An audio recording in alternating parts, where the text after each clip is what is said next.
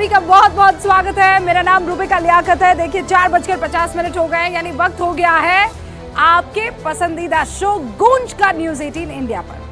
देखिए अब से ठीक 13 घंटे 50 मिनट बाद 6th फेज यानी छठे चरण के लिए वोटिंग की शुरुआत हो जाएगी। हमने पूरी तैयारी कर ली है। चुनाव मतलब न्यूज 18 इंडिया, यकीन मानिएगा। लेकिन छठे चरण में होगा क्या? 8 राज्यों की 58 सीटों पर आप यानी देश की जनता, देश के मतदाता, देवता का दर्जा दिया है मतदाताओं को। मतदाता जो है वो कुल 889 उम्मीदवारों की किस्मत ईवीएम में कैद कर देंगे। इसमें 4 केंद्रीय मंत्री है, 3 पूर्व मुख्यमंत्री है, 7 फिल्म जगत के सितारे भी शामिल हैं। अच्छा, चुनाव अपने आखिरी चरण में इसके बाद पहुंच जाएगा। लेकिन जैसे जैसे चुनाव अपने आखिरी चरण की तरफ बढ़ रहा है, वैसे वैसे बयानों की गर्मी भी देखिए कैसे बढ़ती जा रही है। बिल्कुल देश के मौसम की तरह यह हालत देखने को मिल रहा है। छठे चरण के चुनाव से पहले मुस्लिम आरक्षण की बात पर सियासी तकरार हर सियासतदान की जुबान पर रही थी। याद कीजिए, बंगाल में हाई कोर्ट के ऑर्डर को ममता मानने को तैयार नहीं है। पीएम ने इस मसले पर ममता के साथ ही पूरे विपक्ष को कटघरे में खड़ा कर दिया है। आप पहले वो बयान सुनिए और उसके बाद आपको बताते हैं कि क्यों ये मामला इस तरफ टर्न कर रहा है। लेकिन मुद्दा महज ये नहीं है ना, लोकसभा चुनावों में मुद्दे बहुत सारे हैं। समाजवादी पार्टी के सांसद जो हैं वो क्या कह रहे हैं आपको बताऊं, लेकिन बयान सुन लीजिए आप ममता बनर्जी। कोलकाता हाईकोर्ट के फैसले के बाद इंडी गठबंधन वाले बौखलाए हुए हैं। बंगाल की मुख्यमंत्री तो सीधे सीधे कोर्ट के आदेश को मानने से भी इनकार कर रही है। इनके लिए संविधान कोई मायने नहीं रखता, इनके लिए अदालतें कोई मायने नहीं रखती। इनका सबसे सगार कोई है तो इनका वोट बैंक है। ममता बनर्जी ने ये कहा ओबीसी आरक्षण को लेकर वहां पे जो कुछ 77 जातियां उस ओबीसी में इंक्लूड की गई है, हाईकोर्ट ने उसे रद्द किया। तो ममता बनर्जी ने कहा हम नहीं मानते हाईकोर्ट का आदेश। इसी पर आप प्रधानमंत्री नरेंद्र मोदी का ये बयान सुन रहे थे। कल हमने बकायदा इस पर बहस भी की थी। लेकिन सिर्फ इतनी सी बात नहीं है ना, समाजवादी पार्टी के सांसद है एसटी हसन, वो मुस्लिम आरक्षण की वकालत कर रहे हैं। क्या कह रहे हैं कि देखिए इंडिया गठबंधन की सरकार अगर आती है तो मुसलमानों को आरक्षण मिलेगा। योगी आदित्यनाथ ने उसके बाद पलटवार किया। उन्होंने क्या कहा, यूपी में मुस्लिम जातियों को मिल रहे आरक्षण की हम समीक्षा करेंगे। इसके उलट उधर भजनलाल शर्मा राजस्थान के मुख्यमंत्री कहते हैं कि राजस्थान में भी मुसलमानों को मिल रहे आरक्षण की समीक्षा की जाएगी, क्योंकि बार बार ये आरोप लगते रहे हैं कि जो आरक्षण ओबीसी एससी एसटी को मिल रहा है उसमें मुसलमानों की अशराफ यानी जो सवर्ण जाति है उनको भी इंक्लूड कर दिया जा रहा है, सिर्फ वोट बैंक को साधने के लिए। ऐसे आरोप है। अब ये वो विषय है जो जांच का है, लेकिन इस पर राजनीति पूरी हो रही है। विवाद ने जब तूल पकड़ा तो फिर दोनों तरफ से बयान आने लगे। अभी उत्तर प्रदेश में जिन मुस्लिम जातियों को आरक्षण का लाभ मिल रहा है उसकी समीक्षा की जाएगी। ये कौन कह रहा है? ये मुख्यमंत्री योगी आदित्यनाथ कह रहे हैं। ओबीसी लिस्ट में मुस्लिम जातियों की समीक्षा की बात सिर्फ उत्तर प्रदेश में नहीं, राजस्थान में भी उठ गई। यानी तीसरे नंबर की इकोनॉमी और 2047 तक विकसित भारत की बात से शुरू हुआ चुनाव अंत की तरफ बढ़ते बढ़ते कहां पहुंच गया आप भी जानते हैं। अच्छा, सियासी बयान और आए, खटाखट, फटाफट, सटासट, ये वाली शब्दावली आपको सुनने को मिली होंगी। आज गूंज में सबसे बड़ा सवाल यही है कि उत्तर भारत ने 2014 और 2019 में बहुमत का उत्तर बीजेपी के पक्ष में दिया था। वहां इस बार क्या होने वाला है? क्या हरियाणा में बीजेपी फिर से 10 की 10 सीटों पर कमल ला पाएगी, खिला पाएगी? ये बड़ा सवाल है। या फिर किसान आंदोलन के दम पर कांग्रेस हरियाणा में वापसी करेगी? क्या दिल्ली की सीटों पर बीजेपी का भगवा झंडा लहराएगा या केजरीवाल और राहुल की नई दोस्ती से दिल्ली का खेल बिगड़ जाएगा? इन्हीं सवालों का जवाब आज अपने पैनल से लेने की कोशिश करेंगे। खास मेहमान हमारे साथ जुड़ चुके हैं, उनसे आपका तारुफ करवाऊं उससे पहले शुरू करते हैं गूंज।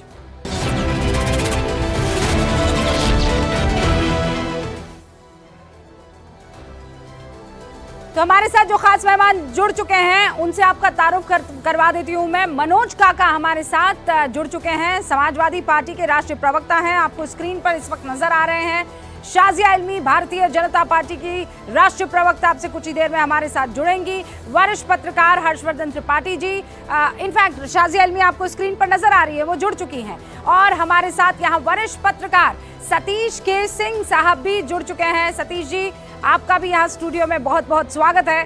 तो चलिए डिबेट की शुरुआत करते हैं। आइए सतीश जी, तो चलिए डिबेट की शुरुआत करते हैं। शुरुआत शाजिया आपसे कर रही हूँ, कितनी तैयार हैं आप? आप तो खुद दिल्ली की राजनीति में एक्टिव रही है, कभी आम आदमी पार्टी को स्ट्रांग करने की नीयत से राजनीति में आई थी, लेकिन अब कमल का फूल 7 में से 7 जो पिछली मर्तबा हुआ था, इस बार हो पाएगा कि नहीं? जी बिल्कुल होगा। 7-0 की टैली है और मैं पूरी तरह से इसको लेकर आश्वस्त हूँ। मैं खुद सारी पीएम की जो रैलीज हुई थी सब में मौजूद थी, द्वारका की रैली हो या और जगहों की। आप देखिए जो मूड है, जो मोदी मैजिक है, और मतलब उमड़ रहे थे लोग, और जो इमोशन है। मोदी मैजिक, आपने 2 बातें कही, लेकिन केजरीवाल जेल से आने के बाद कह रहे हैं कि लोगों का दुख दर्द समझने वाला मैं इकलौता मुख्यमंत्री हूं और वो सिंपैथी वोट में तब्दील होगा। उन्होंने अपने माता पिता की वो तस्वीरें भी शेयर की थी सोशल मीडिया पर कि हम इंतजार कर रहे हैं, आए लोग पूछताछ करें, बुजुर्ग माँ बाप हैं। देखिए केजरीवाल एक ऐसा शख्स है जो अपने बच्चों की झूठी कसम खा सकता है, अपने माँ बाप का भी इस्तेमाल कर सकता है सहानुभूति लेने के लिए। ये पुरानी उनकी पैतरेबाजी है और इससे सब पूरी तरह से वाकिफ हैं। मुझे ऐसा लगता है अगर जेल में रहते तो उनके लिए ज्यादा अच्छा होता, क्योंकि जेल के आने के बाद जो जो कांड हुए हैं, खासतौर से शीश महल का जो हाथापाई कांड है, उसके बाद मुझे लगता है कि उनके खुद के लोग ही उनका साथ छोड़ रहे हैं। और मुझे लगता है स्वाति मालीवाल की तरफ से जो इल्जाम लगाए गए हैं, पूरी तरह से वो चर्चा में रहे हैं। हर एक गली में जाइए, मोहल्लों में जाइए, यही चर्चा है। ओके, ये तो दिल्ली की बात होगी। शाजिया ये बताइए कि आप कह रही हैं 7 में से 7 सीटें आप लाने वाली हैं दिल्ली में। हरियाणा में क्या रेसलर्स का दुख दर्द हरियाणा में आपके लिए मुश्किल का सबब नहीं बनेगा? जेजेपी का आपसे अलग हो जाना जाट वोटर्स आपसे दूर नहीं कर पाएगा? पूरा जो हमारा जाट तबका है और जितने भी लोग हैं हरियाणा में, बहुत ही शानदार रिजल्ट हमेशा की तरह आप देखेंगे। देखिए ये चुनाव हो रहा है रूपिका जी लोकसभा का, लोगों को चयन करना है एक प्रधानमंत्री का, और हरियाणा में हो या बात हो यूपी की या बात हो दिल्ली की, सब चाहते हैं एक मजबूत प्राइम मिनिस्टर, सब चाहते हैं एक विकसित इकोनॉमी, सब चाहते हैं इसी मुद्दे को लेकर जा रही हूँ, मजबूत प्राइम मिनिस्टर। मनोज काका सुना आपने? देखिए बेचारे, वो कह रहे हैं मूड देखिए, मोदी का मैजिक है, मजबूत नेता चाहिए, और उस मजबूत नेता के किरदार में अगर आज की तारीख में कोई फिट बैठता है तो वो पीएम मोदी है।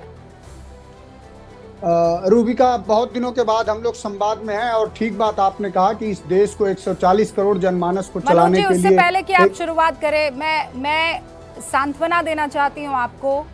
आपके पिता हमेशा आपके साथ ही रहेंगे। हमें ये दुखद खबर मिली थी, लेकिन आप इस चुनाव के बीच में इतना दुख और पीड़ा सहने के बावजूद आए हैं, उसके लिए आपका बहुत बहुत शुक्रिया मनोज काका जी। पूरा देश आपके साथ है।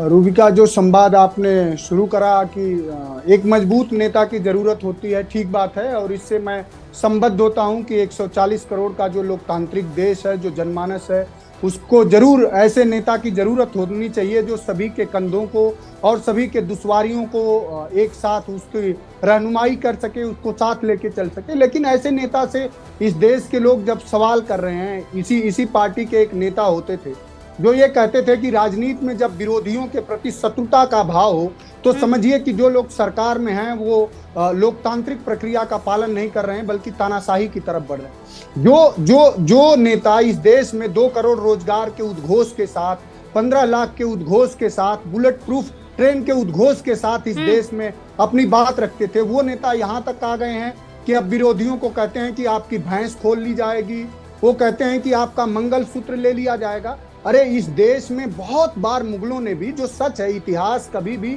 वक्तव्यों और बयानों से नहीं बदलता, इतिहास तो इतिहास होता है रूबिका जी। हाँ। लेकिन कब किसने किसका मंगलसूत्र ले लिया, वो हर तरह की, वो नेता इस तरह की बयानबाजी करते हैं जो गिरने की और उनके दायित्व बोध की सबसे निम्नतम स्तर है। उस पर नरेंद्र मोदी जी बात करते हैं, कभी भी रोजगार को लेकर, सुरक्षा के लिए तो बयान जो है ये उनके लिए ज्यादा पीड़ा का सबब बनने वाले हैं, क्योंकि इन्हीं बयानों पर जनता वोट करने वाली है। 30 सेकंड में शाजिया, आप काउंटर कीजिए और उसके बाद मैं बाकी मेहमानों का रुख करती हूँ। कह रहे हैं अगर इतना आपको इतना कॉन्फिडेंस था तो मंगलसूत्र छीनने वाले झूठा दावा करने की क्या जरूरत थी? अरे भाई, जब आप बात ही ऐसे करेंगे, जब आप ऐसा न्याय पत्र और संकल्प पत्र जारी करेंगे जिसमें इतने ढेर सारे सवालात हैं, आप सोशल एक्सरे की बात करेंगे, आप डिस्ट्रीब्यूशन ऑफ वेल्थ की बात करेंगे, आप कहेंगे बाकायदा आप जो है किसी स्टासी या नाजी सरकार की तरह आएंगे और देखेंगे किसके पास कितना पैसा है। जब इस तरह का खतरनाक बयान और न्याय पत्र देंगे तो क्या प्रधानमंत्री को बोलना नहीं चाहिए? हर एक के घर में सोना होता है, आप जाके साजिया मैं समझता हूँ कि आपने पढ़ा है उस न्याय पत्र को, कांग्रेस के न्याय पत्र को। मैं तो समाजवादी पार्टी के लिए बैठा हूँ, लेकिन कांग्रेस के न्याय पत्र में कहाँ छीनने और झपटने की बात करी गई है साजिया? कहाँ करी गई है? एक शब्द अगर दिखा दीजिए। अगर आप सच देखिए, ये सवाल सिर्फ हमारा आपका नहीं है, 140 करोड़ लोगों का सवाल है। अगर आपने जरा सा भी मानता हो और मनोज काका आपने बड़ा आरोप लगाया। मैं चाहती हूँ एक एक करके दोनों को 30 सेकंड दे देती हूँ। एक साथ बोलेंगे तो सुनाई नहीं देगा ना। आप ये कह रहे हैं मंगलसूत्र का झूठा दावा, ठीक है। आपने ये भी पूछा कि मैनिफेस्टो में कहाँ लिखा है। शाजिया इल्मी 30 सेकंड में बताइए, मैनिफेस्टो में कहाँ लिखा है? मैनिफेस्टो में लिखा नहीं कि पर्सनल लॉ को वापस लाएंगे। माइनॉरिटी शब्द यानी कि जो मुसलमान शब्द, उन्होंने कहा नहीं इसमें कि 18 बार उसका जिक्र किया है। क्या उन्होंने ये भी नहीं कहा है उसमें कि जो वेल्थ होगी वो डिस्ट्रीब्यूट होगी? क्या उन्होंने ये नहीं कहा है कि सोशल एक्सरे किया जाएगा हर एक घर का? लेकिन मनोज जी क्यों परेशान है मैं समझ सकती हूँ। बताया क्यों? रूबिका जी, बहुत बुरा हुआ इनके साथ। दरअसल इन देखिए मुस्लिम यादव पहले उन्होंने शुरू किया था मजहर से। सादिया, कुछ तो आप एक जहीन और आप एक विदुषी महिला हैं। आपसे सच की मैं उम्मीद कर सकता हूँ। हम लोग इतने गिरे हुए ना, एक शब्द आप कहीं नहीं दिखा सकती। आपने कांग्रेस का कोई बयान पढ़ा है? मैं न्याय पत्र अभी मंगा रहा हूँ और आपको वो पढ़ना चाहिए। एक चीज आप दोनों सुनिए, आप दोनों समझदार लोग हैं। सुनिए मनोज जी, शाजिया जी, आप दोनों सुनिए, दोनों सुनिए। पहले शांत हो जाइए और फिर मैं आपको एक बात कहती हूँ। आप दोनों हमारे साथ जिस ऐप के जरिए जुड़े हैं, उस ऐप की एक प्रॉब्लम यह है कि अगर आप दोनों एक साथ बोलेंगे तो डिसरप्ट होगा, सुनाई नहीं देगा, कुछ नहीं सुनाई देगा, नेटवर्क कटने लगेगा। और आप दोनों के साथ यही हो रहा है। मैंने दोनों की एक बात नहीं सुनी। जब मैंने नहीं सुनी तो मेरी जनता ने नहीं सुनी। आप दोनों को 1 सेकंड का मैं थोड़ा सा कहते हैं ना, थांबा, रुक जाइए दोनों। मेरे 2 और मेहमान हैं, हर्षवर्धन जी भी है और सतीश के सिंह भी। नहीं, मैं आऊंगी सर, मैं आऊंगी, मैं आऊंगी। वो खत भी आप दिखा दीजिएगा, ठीक है? सतीश के सिंह साहब, सबसे बड़ा मुद्दा मुझे बताइए जिस पर यह चुनाव लड़ा गया है और जिस पर जनता ने वोट किया है। मैं आपसे ये सवाल इसलिए पूछ रही हूँ क्योंकि मुझे पूरा यकीन है आपने घोट के इसे पी लिया होगा कि कौन सा मुद्दा है जो इस बार खेल करेगा। देखिए, मुद्दा एक नहीं है। आपने मजबूत नेता की बात की, मजबूत सरकार की बात की। इस बार इसी का मुद्दा है, मजबूत सरकार, मजबूत नेता बनाम मजबूत जनता और जनता का न्याय। यही है। युवा, हम मानते हैं कि युवा का एक मुद्दा भारतीय जनता पार्टी के लिए बड़ी चुनौती है। किसानी का एक चुनौती है। महिला और हिंदुत्व का वोट बीजेपी के साथ हो सकता है, लेकिन अब जो इस चरण में कल का चुनाव है, हाँ? देखिए, हरियाणा में किसानों का मुद्दा है, युवाओं का भी मुद्दा है। दिल्ली में बहुत क्लोज कॉन्टेस्ट है। हम जानते हैं कि जो उत्तर प्रदेश में जिन जगहों पे चुनाव हो रहा है, हाँ? वहां पर समाजवादियों का प्रभाव रहा है और वहां बेरोजगारी, युवा, ये सब भी दिख रहा है। लेकिन अगर हम उससे उलट बिहार में चले तो जहां बिहार में चुनाव हो रहा है वहां पर पारंपरिक रूप से भारतीय जनता पार्टी और जो अभी उनका जेडीयू का गठबंधन है वो मजबूत दिखती है। तो मुद्दे एक नहीं है। हम तो ये देखिए, अगर मेरा व्यक्तिगत मत होगा तो हम ये चाहेंगे कि जनता मजबूत हो। हमको ये मतलब नहीं कौन मजबूत नेता है, कौन मजबूत सरकार है। हम जनता को जो है वो मजबूती होनी चाहिए, इसीलिए तो वोट होता है। हाँ, तो हर्षवर्धन जी, आपने सुना जतीश के सिंह ने कहा कि मजबूत जनता वर्सेस मजबूत लीडर है ये मामला। नहीं रूबिका जी, मैं सतीश जी की आधी बात से सहमत मैं आधी बात क्या है? लोकतंत्र का मतलब ये जनता मजबूत होगी। जब फ्रैक्चर्ड मैंडेट आता है तो जनता कमजोर होगी। जब किसी देश का नेता दुनिया के मंचों पर जाकर भारत के हित को सुरक्षित नहीं रख पाता है तो जनता मजबूत नहीं होती। जब शर्म अल शेख में पन्ना दूसरा पढ़ लेता है विदेश मंत्री तो जनता मजबूत नहीं होती, कमजोर हो जाती है। जब पाकिस्तान के आतंकवादी घुस जाते हैं, बार बार हमला करते हैं, हमारी जनता को मारते हैं, तो जनता मजबूत नहीं होती, कमजोर होती है। जब 50-50 घंटे तक मुंबई हमारी आर्थिक राजधानी वो बंधक रहती है, तो जनता मजबूत नहीं होती, कमजोर हो जाती है। ऐसे समय में गृहमंत्री कपड़े बदलता रहता है, तो जनता मजबूत नहीं होती, कमजोर होती। ऐसे समय में जब बाहर से कहते थे कि हम तय करते हैं, उनके यहाँ पीओके में आजादी आजादी लग रही है, हमारे यहाँ तो बढ़िया डल झील पर शिकारे भी चल रहे हैं, बढ़िया अच्छे से लोग फुटबॉल भी खेल रहे हैं, बढ़िया स्टेडियम काम कर रहा है, हाँ। हर तरह से लोग खुश हैं। और लाल चौक पर विदेशी आकर लड़के लड़कियां वो रील्स बना रहे हैं और कह रहे हैं कि इतनी खूबसूरत जगह यहां हम आ रहे हैं, तो फिर मजबूत नेता दिखता है। और वो मजबूत नेता जनता की मजबूती से आता है। जनता की मजबूती कहां से होगी? जो मैंडेट आता है, हाँ, जो जनता लेकिन वोट डालती है। आपकी बात से मेरे ख्याल से आधा पौना जो भी है वो इत्तेफाक नहीं रख रहे हैं। सतीश के सिंह साहब जल्दी, आप दोनों को मैं डिबेट में देखिए, फ्रैक्चर्ड दोनों स्क्रीन मैंडेट पर। की बात मैं नहीं कह रहा हूँ, मैं कह रहा हूँ तो फिर ये हमको लगता है कि एनडीए को जो 38 पार्टियों का गठबंधन है उसको तुरंत के तुरंत खत्म कर देना चाहिए था, है ना। फिर ये कांग्रेस वाले और बीजेपी वाले दोनों अपना वर्चस्व चाहते हैं, मुझे ऐसा समझ में आता है। दोनों मजबूरी में गठबंधन करते हैं। क्यों? तो सरकार तो गठबंधन जो बनेगी, जो सरकार जिसकी भी बनेगी वो गठबंधन की ही बनेगी, तो फिर वो गठबंधन के आधार पर मौजूदगी मिलेगा या पार्टी के आधार पर मिलेगा? नहीं, ये पर मुझे नहीं सतीश जी, समझ में इसमें आता। अब एक मेजर इशू है। आप मुझे मजबूत नेता की बात हो रही है ना, मजबूत नेता जो बाकियों को परिवार की तरह साथ लेकर चले। एक होता है कि हम सारे नेता मिलकर एक मजबूत सरकार चलाने की कोशिश करें, फिर उसमें जो है वो सारे नेता मजबूत होते हैं। वो कहते हैं नहीं, मेरा मैनिफेस्टो लागू होगा, वरना सरकार से मैं वापस ले लूंगा अपना समर्थन। फिर दूसरा कहेगा सुनो मुझे प्रधानमंत्री बनाओ, वरना मैं सरकार से समर्थन वापस ले लूंगा। लेकिन एक तरफ बीजेपी और बाकी, मतलब आप जानते हैं दौर आपने भी वो देखा है, लेकिन एक 38 पार्टियों के समर्थन के साथ एक मजबूत लीडर के उसने एक डिसीजन लिया, सबके सब साथ चल रहे हैं। देखिए, बात ये है, अटल बिहारी वाजपेयी भी थे, मजबूत नेता थे, हाँ। और एक गठबंधन भी था। यहाँ तक कि भारतीय जनता पार्टी को अपने विवादास्पद मुद्दों को तब जो है सो ठंडे बस्ते में रखना पड़ा था। तो चीजें बैलेंस अगर रहे डेमोक्रेसी में, तो मैं तो उसका व्यक्तिगत रूप से समर्थन करता हूँ। मजबूत, देखिए, हाँ। मजबूत नेता क्या होता है? मजबूत चंद्रशेखर जी की 40 लोगों की पार्टी थी और उसके बाद वो सरकार बना, वो मजबूत थे। आप मान लीजिए, ये व्यक्ति पर निर्भर करता है। 6 महीने में इसीलिए गिर गई देखिए, 6 महीने में गिर गए तो गिर गए। बहुत सारी पार्टियां तो ये कहती है कि बार बार अगर जनता के हाथ में, सुनिए ना, जनता के हाथ में अगर ताकत हो तो ये भी तो होता है कि गठबंधन में बहुत सारे ऐसे फैसले होते हैं जो बैलेंस से और सर्वहित में होते हैं। गठबंधन के दौर में भी बहुत सारे अच्छे फैसले किए गए। लेकिन इकोनॉमी क्या आप बताइए ना, राइट टू फूड कब आया? सुनिए ना, मैं आपसे पूछता हूँ, राइट टू फूड कब आया? राइट टू एजुकेशन कब आया? आरटीआई कब आया? मजबूत सरकार थी वो, मैं कह रही हूँ वो मजबूत सरकार थी। देखिए, कैसे नहीं थी मजबूत सरकार? सुनिए, और जो गंदगी करेगा, मजबूत सरकार आप कैसे मानते सतीश जी?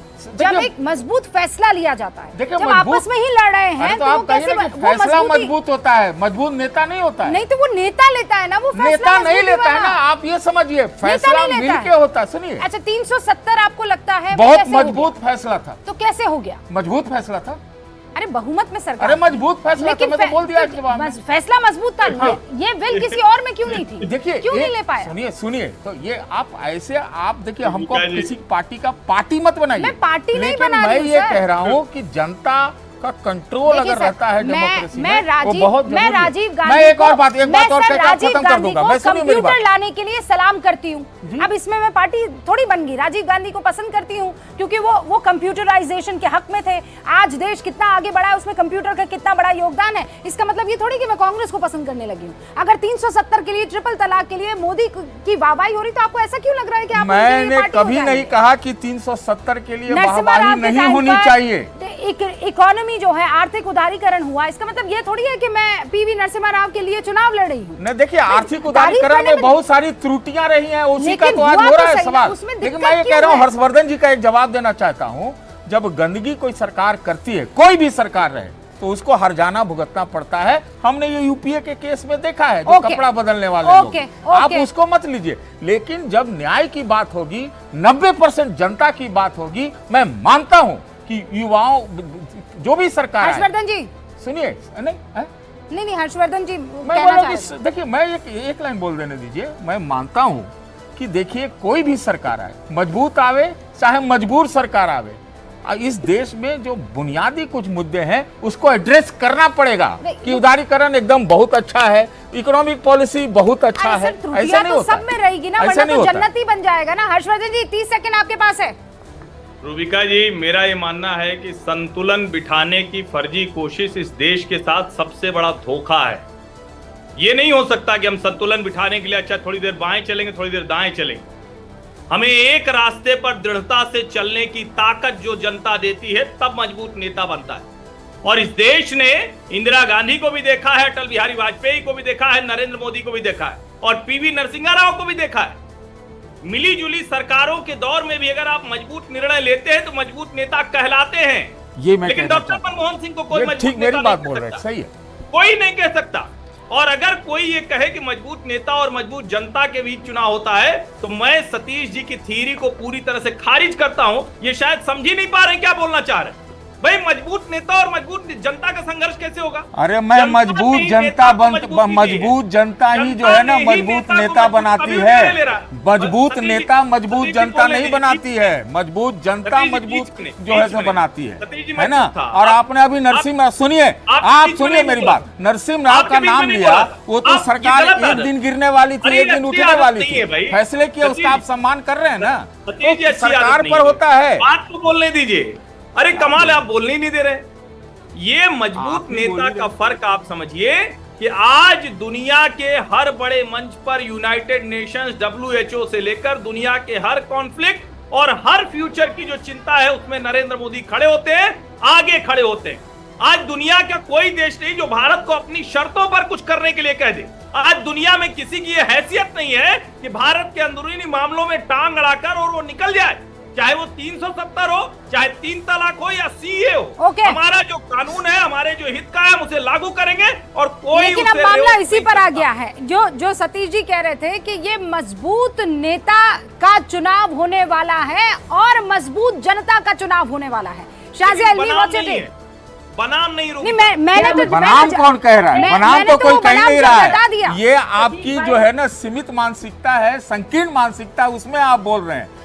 मुझे पार्टी मत बनाइए और ना खुद पार्टी बनिए। संकीर्ण है सतीश जी, आप समझ ही नहीं पा रहे हैं। नहीं आप नहीं संकीर्ण नहीं नहीं बात एक कर रहे हैं, नहीं पा रहे क्या सेकंड बोलना है? मैं आपको बोलने की समझ नहीं आ रही क्या बोलना है? संकीर्ण मानसिकता अरे आपकी है। सर आप लोग इतने संकुचित मानसिकता आपकी है। प्रबुद्ध लोग हैं। नहीं हर्षवर्धन कुछ भी जी, बोलते हैं आप। हर्षवर्धन जी, सतीश जी प्लीज अरे प्लीज कुछ भी बोलेंगे। हाँ, मैं- आप दोनों संकुचित शांत हो मानसिकता जाइए। इनकी होगी। अरे दोनों शांत हो दोबारा ये जाइए। शब्द मत इस्तेमाल कीजिएगा। ओके, हर्षवर्धन आपकी जी। मानसिकता संकुचित होगी, आपको ओके समझ नहीं ओके है। हर्षवर्धन जी इत्मीनान से, ठीक है रूबिका ठीक है। जी, रूबिका जी, मैं शाज़िया अल्मी का रुख कर रही हूँ। शाज़िया अल्मी, मजबूत जी। नेता मजबूत जनता दोनों अगर मिल जाएंगे तो मजबूत मुल्क होगा। लेकिन यहाँ पर कहा जा रहा है कि अगर नेता मजबूत होगा तो फिर जनता कैसे मजबूत हो पाएगी? पता नहीं किस तरह का, मुझे समझ में नहीं आ रहा है किसने इस तरह से उसको आकलन किया है, या भाई साहब क्या कहना चाह रहे हैं। अगर मजबूत होगी हमारे लीडरशिप और मजबूत कदम उठाएगी, तभी जनता होगी मजबूत और मुल्क होगा मजबूत। और आपने देखा क्या हुआ आर्टिकल 370 के बाद, क्या कहा जा रहा था कि सब लोग बोलेंगे, और जो खाड़ी के नेता हैं और जो सारे मुल्क हैं, तो उन्होंने तो कुछ नहीं कहा। तकलीफ अगर किसी को हुई तो कांग्रेस के कुछ लोगों को हुई आर्टिकल 370 को लेकर, फारूक अब्दुल्ला साहब को लेकर। छाबर में कोर्ट बना है, क्योंकि ईरान की देखिए किस तरह के डायनामिक्स है आज के दौर पे। ईरान का क्या रिश्ता है हिजबुल्लाह का और इजराइल का, उसके बावजूद हमारे रिश्ते इजराइल से भी बने हैं, यूएस से भी बने हैं। बात हो रही थी सैंक्शन हो जाएंगे, लेकिन हमने वो किया जो हमारे मुल्क के लिए बेहतर है। और ये होती है मजबूत सरकार और मजबूत अगर ये मजबूत तो सरकार इंटरनेशनल होगी, रिलेशन और की बात हो गई। आत्मविश्वास का, वो तभी तो लेकिन वो कह रहे हैं किसान आपके लिए थोड़ा दुखती रग होगी, कैसे संभालेंगे उसे? और अरे देखिए, युवा कुछ हरियाणा में करते युवा जब वो कह रहे हैं तो वो बेरोजगारी की तरफ इशारा कर रहे हैं, कैसे निपटेंगे इससे? देखिए, मैं बिल्कुल नहीं कह रही हूँ कि सबको रोजगार मिल गया है, लेकिन अगर मैं दरों का आपको जिक्र कर दूं तो पहली बार जो दर जो है बेरोजगारी की वो कम हुई है, लेकिन तब भी बहुत बेरोजगार है, मैं मान रही हूँ। लेकिन आपको क्या लगता है अगर कोई भी वोटर होगा वो क्या सोचेगा, कौन हमारे लिए अच्छा काम कर सकता है? अगर रोजगार भी नए तैयार करने हैं तो वो भी मोदी ही करेंगे, ना तो राहुल करेंगे, ना केजरीवाल करेंगे, ना ममता बनर्जी करेंगे। और बात है लोकसभा चुनाव, मनोज काका जी जी जी शाजिया इल्मी की माने तो हाँ परेशानी है, ऐसा नहीं है कि बेरोजगारी नहीं है, ऐसा नहीं है कि महंगाई नहीं है, ऐसा नहीं है कि किसानों की तकलीफ नहीं है, लेकिन इनको दूर करने के लिए जिस पर भरोसा है वो भी यही है। बिल्कुल। देखिए साजिया ने चमत्कृत करने वाला बयान इन्होंने दिया है। इनका जो पूरा विमर्श है और अवधारणा, इन्होंने कहा कि जो करेंगे वो मोदी ही करेंगे। अब ये लोकतंत्र में साजिया को समझना चाहिए कि democracy is the people, for the people, by the people. लोकतंत्र में जब लोक मजबूत होता है तब तंत्र मजबूत होता है। हाँ, अब लोग पूछ रहा है कि आरक्षण खत्म करना क्यों चाहते हैं? नरेंद्र मोदी जी आरक्षण खत्म करना क्यों चाहते हैं? जो नरेंद्र मोदी रोजगार की बात और अच्छे दिन की बात करते थे कभी, वो नरेंद्र मोदी इतना गिर गए। कहाँ जाएगा पीएम, कहाँ जाएगा? नहीं शाजिया इल्मी रुकिए, शाजिया इल्मी वो आपके बीच में नहीं बोले थे, वो उन्होंने कायदे से नहीं बोले ना मैं पिछली बार बोले ना, पिछली बार आप दोनों लगातार बोले, अब अभी नहीं, अभी वो आपके बीच में नहीं बोले। उनको सुन लीजिए, मैं आपको रिबटल मौका दूंगी। हाँ, मैं रूबिका, आपके माध्यम से इस पूरा देश ये जान रहा है कि नरेंद्र मोदी जी का पूरा जो विमर्श है जीवन का, वो ये है कि 56 इंच का सीना है और देश बेच के जीना है। देश के सारे सरकारी संस्थानों को चंद उद्योगपतियों के हाथों गिरवी रख देना है, किसी एक स्वपोषित व्यक्ति पर और किसी एक स्वपोषित जो उनका फेवर करे उसकी व्यथा से पीड़ित हो जाना है। लेकिन मणिपुर में नग्न होती बहनों के पीड़ा से न द्रवित होना है न पीड़ित होना है। हाँ। तो ऐसे लोगों को ये पूरा मुल्क समझ चुका है, आरक्षण विरोधी लोगों को, संविधान विरोधी लोगों को। और मैं आपसे बता रहा हूँ कि तो जो 4 तारीख का दिन होगा वो भारतीय जनता पार्टी के विदाई का दिन है। अगर मोदी जी में इतनी संवेदना और शून्यता आ गई है कि वो देश के किसी भी व्यक्ति 4 जून बीजेपी का विदाई का दिन, ठीक है, आपने ऐसी बात बोली कि मेरे तीनों मेहमान मुस्कुराने लगे, ठीक है, और उसमें सतीश जी को भी मैं शामिल कर रही हूँ। क्यों सतीश जी, ऐसा क्यों? देखिए भाई, हम तो शुरू में बोलते थे आज से कुछ 4 महीना पहले कि बहुत एक तरफा चुनाव है, इतना संसाधन, इतना प्रचार, इतना मतलब हर तरह से, और ये आपस में बिखरे हुए थे इंडिया वाले। INDI हम तो बोलते हैं, इंडिया भी नहीं बोलते, वो हमको अच्छा नहीं लगता बोलना। तो क्या है, लेकिन क्या है कि इनका कुछ गठबंधन हुआ और कुछ एक जो ज्वलंत मुद्दे थे, ये प्रधानमंत्री जी को भी पता है। उन्होंने कहा है कि युवाओं के मुद्दे के लिए 25 दिन में 100 दिन का प्रोग्राम बना रहे हैं ना, उसमें 25 दिन और जोड़ देंगे युवाओं के लिए, ऐसा सुना है मैंने। देखिए क्या होता है ना, कौन सा प्रोग्राम बना रहे थे? सुनिए मेरी बात, मैं ये कह रहा हूँ, देखिए भारतीय जनता पार्टी मजबूत है, संसाधन से भी, प्रचार तंत्र से भी वो मजबूत है, इसमें कहीं से दो राय नहीं है। लेकिन उन लोगों ने भी नहीं सोचा था कि इतनी चुनौती खड़ी हो जाएगी, इतना मैं ये कहना चाह रहा हूँ। संसाधन करते हैं, ये लोग ही सबसे बड़े संसाधन, यही है ताकत आपका सबसे बड़ा संसाधन इलेक्टोरल संसाधन CBI, ED और इनकम टैक्स है। मैं रूबिका एक बात बोलना चाहता हूँ आपको, मैं आपको बधाई देना चाहता हूँ। सुनिए, मैं आपको एक बधाई देना चाहता हूँ। मनोज जी, शाजिया जी, अरे मनोज जी, शाजिया जी, कम बधाई आती है भाई, बधाई आ रही है, रुकिए ना, लेने दीजिए ना। बधाई देना चाहता हूँ। जब आपके इंटरव्यू में प्रधानमंत्री जी ने कहा कि भाई हिंदू मुस्लिम करेंगे तो मैं रहूंगा क्या, और आप बाकी उनके पार्टी नेताओं की बात सुन लीजिए। आज भी आपने जो ग्राफिक दिखाया है उसमें कहा गया कि भजन लाल शर्मा योगी जी वो मुस्लिम वाला जो एक मंडल के अंदर रिजर्वेशन मिलता है उसको रिव्यू करेंगे। भाई सबका विकास, सबका प्रयास, सबका साथ होगा। सतीश जी, आपने पहले वाला बयान क्यों मिस कर दिया? देखिए, ST हसन को क्यों मिस कर दिया आपने? नहीं, देखिए ये तो अपीजमेंट करते हैं। सुनिए मैं क्या कह रहा हूँ, ये तो अपीजमेंट करते हैं, मैं कतई नहीं कहता कि अपीजमेंट नहीं करते। वो फिर इस पर खेलेंगे नहीं। वोट की राजनीति है, मैं ये कह रहा हूँ। लेकिन जब आप सत्ता चलाते हो, देश चलाते हो, तो जो प्रधानमंत्री ने आपको कहा वही करना पड़ता है। मैं कह रही हूँ बयानबाजी में, और ये मैं बहुत सोच समझ के कह रही हूँ सतीश जी। आपका एक्सपीरियंस बहुत ज्यादा है, लेकिन उसके बावजूद बयानबाजी में कभी कोई सोचता है? सोचना चाहिए।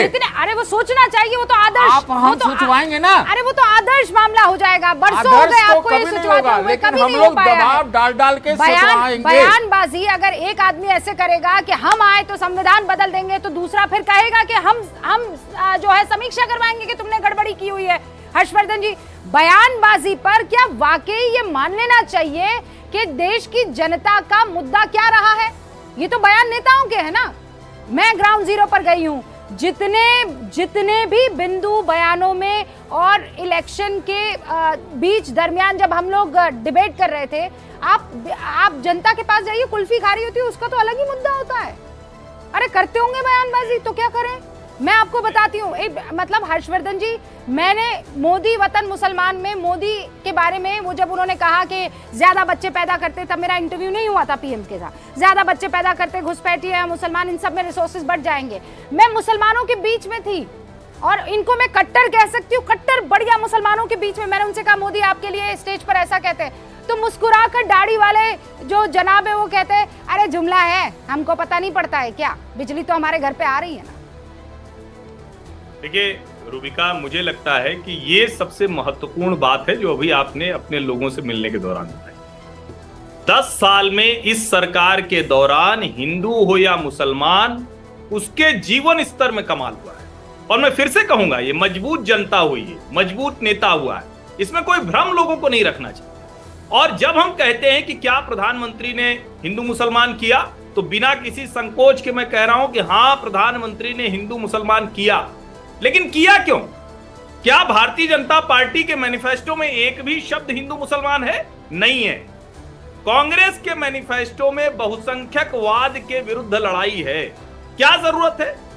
कांग्रेस के मैनिफेस्टो में लिखा है हम पर्सनल लॉज प्रोटेक्ट करेंगे माइनॉरिटीज। कांग्रेस के मैनिफेस्टो में मनोज काका कुछ बोल रहे हैं, स्क्रीन पर लाइए प्लीज। कॉन्स्टिट्यूशन के आर्टिकल्स का हवाला देते हुए कहा गया है कि हम मुसलमानों को ठेके पट्टे से लेकर मैनिफेस्टो में तो युवा न्याय, नारी न्याय, किसने हिंदू मुसलमान और हिस्सेदारी की बात करी गई है। और मैं फिर कह रहा हूं, बोलने से, हिंदू मुसलमान करने से देश का भला नहीं होने वाला है। 75 वर्ष बाद भी अगर नेताओं को हिंदू मुसलमान करना पड़ा तो दुर्भाग्यपूर्ण है। पूरी नरेंद्र मोदी की राजनीति सांप्रदायिकता भरी राजनीति है। कब नहीं, कैसे नहीं कहा और आप और बात सुननी पड़ेगी कि प्रधानमंत्री का कौन बयान जुमला है और कौन बयान यथार्थ है। अरे तो आपने एसटी हसन को ये जनता तय करेगी। आपने हसन साहब को ये बात क्यों नहीं बोली? अरे आपके लिए गड्ढा तो वही खोद रहे हैं ना मनोज काका। क्या जरूरत थी उनको ये बोलने की हम आएंगे, संविधान बदलेंगे और फिर मुसलमानों को आरक्षण देंगे? क्या जरूरत थी बोलने की? देखिए, हमारे यहाँ कोई ऐसा अधिकृत बयान नहीं है। हम लोग बुनियादी सवालों को, हम ये जानना चाह रहे हैं कि अगर नरेंद्र मोदी इस देश में आरक्षण के इतने ही पक्षधर थे तो मंडल कमीशन की पूरी 31 संस्तुतियां हैं, केवल 2 संस्तुतियां लागू हैं, क्यों नहीं सारी संस्तुतियों को लागू कर दिए? क्या उत्तर प्रदेश में 69,000 शिक्षक भर्ती में 22,000 दलितों पिछड़ों का हक ले लिया गया? इस देश के शैक्षणिक संस्थानों में क्यों नहीं कुलपति दलित और पिछड़े समाज के बनाए गए? ये तो सवाल है ना। 10 साल से इस मुल्क के प्रधानमंत्री नरेंद्र मोदी जी। बिल्कुल सवाल है और मुझे पूरा यकीन है इन सवालों को आपने उठा दिया होगा, आपने अपनी जनता के बीच इन सवालों को उठाया होगा और मैंने आपको प्लेटफॉर्म दिया। सर मेरे पास वक्त की कमी है, मैं सबको 30-30 सेकंड दे रही हूँ मेरे सवाल के साथ, ठीक है? उसका जवाब ना देना हो आपकी मर्जी है, लेकिन 30-30 सेकंड में जवाब दे दीजिएगा। शाजिया इल्मी, सच्ची बता दीजिए, 400 वाला खेला बहुत आपने खेल लिया, कितने ला रहे हैं? देखिए, मैं सब बातों का जवाब दे दूं। उन्होंने कहा कि वाई सबसे पहली फीमेल। टाइम नहीं है शाजिया, आप तो एंकर रही हैं। वो मेरे कान में लगे तंबूरे में बार-बार बोल रहे हैं ब्रेक ले लो, ब्रेक ले लो। दूसरी बात, मुझे लगता है मनोज जी बहुत परेशान है क्योंकि इनका पूरे एमवाई कॉम्बिनेशन। अरे शाजिया जी बताइए ना, 400 में कितने? 400 में कितने? मैं बोल ही नहीं पा रही हूँ लगातार, लेकिन कोई ना कोई आप, मुझे समझ में नहीं आ रहा। बात कर लीजिए और रहम दीजिए मुझे। नहीं, आप नहीं सुन पाई, समझ भी नहीं पाई, ठीक है? नहीं 10 सेकंड दे दीजिए भाई, 10 सेकंड दे दीजिए। कितना मनोज काका? इंडिया को कितना? इंडिया संपूर्ण बहुमत से और प्रचंड बहुमत से आ रही है। 272 पर। ओके, विदाई के दिन आ गए हैं। मैं आपका 10 मिनट सेकंड में ही काम खत्म कर दूंगा। एडवांटेज बीजेपी, लेकिन चुनाव ओपन है। ओके, हर्षवर्धन जी। नहीं, बिना किसी संकोच के मैं कह सकता हूं एनडीए पिछली बार से बेहतर नंबर लेकर आ रही है। ओके, शाजिया। भारतीय जनता पार्टी भी बेहतर नंबर 303 ऊपर जा रही है। हाँ शाजिया, कितने? बिल्कुल, मुझे लगता है देखिए एक साइलेंट एक इमोशन है। हाँ। और लगता है कि गेस करने की भी जरूरत नहीं है, इसमें कोई इफ और बट है ही नहीं। फिर से हम अरे देखेंगे एक शाजिया, बार आप फिर से मोदी सरकार। ठीक है, आप कह रही है फिर से मोदी सरकार। हम यहाँ पर बैठे हुए हैं, मनोज काका आपको भी इनवाइट करूंगी, आपको भी हर्षवर्धन जी, आपको भी सतीश के सिंह साहब, और शाजिया आप भी रहिएगा मौजूद। फिलहाल मुझे इजाजत दीजिए, लेकिन मत भूलिए election is equal to news 18 India. कल सुबह 6 बजे आपके सामने हाजिर हो जाऊंगी। क्यों? अरे भाई, सेकंड लास्ट चरण का चुनाव है, आप तो घर खबर पहुंचानी है।